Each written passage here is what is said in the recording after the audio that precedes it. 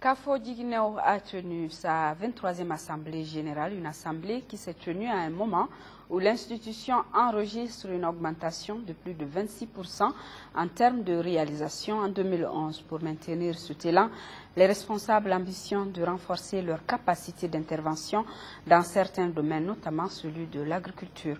Timogo Konaté donne les détails. Si en 2010, les réalisations s'élevaient à moins de 27 milliards de francs CFA, celles de 2011 sont estimées à plus de 34 milliards, soit une augmentation de plus de 26%. C'est sur cette note d'espoir que s'est ouverte ce matin la 23e Assemblée générale de Kafo-Djiguinéo. Cette performance qui a concerné tous les secteurs de développement est le fruit de la modernisation du système de gestion. Une modernisation ayant permis l'accroissement du nombre de sociétaires de l'institution de microfinance. Celui-ci est passé de moins de 19 000 à plus de 307 000.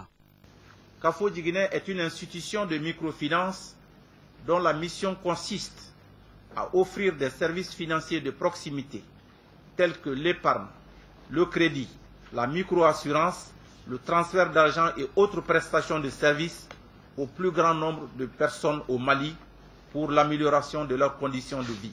Pour consolider les acquis, l'institution entend renforcer ses domaines d'intervention, notamment celui de l'agriculture, en mettant un accent particulier sur la cotonculture et la riziculture, ce qui permettra, nul doute, de donner un coup de fouet à l'économie du pays. Les paysans même sont les présidents des Kafo-Djiguinéo. Une fois que les paysans même sont les décideurs, je pense que ça facilite beaucoup de choses. Et là, ce qu'on doit faire maintenant, c'est ça. Depuis 1998, notre pays, le Mali, s'est doté d'une stratégie nationale et d'un plan d'action pour le développement de la microfinance. Grâce à la mise en œuvre de la stratégie, le secteur de la microfinance a connu une forte expansion au Mali. Les dernières statistiques font apparaître un total de 125 institutions de microfinance pour 784 unités de base. Cette expansion s'est traduite par une densification de la couverture géographique du pays, même en milieu rural, et une forte augmentation du nombre de sociétaires.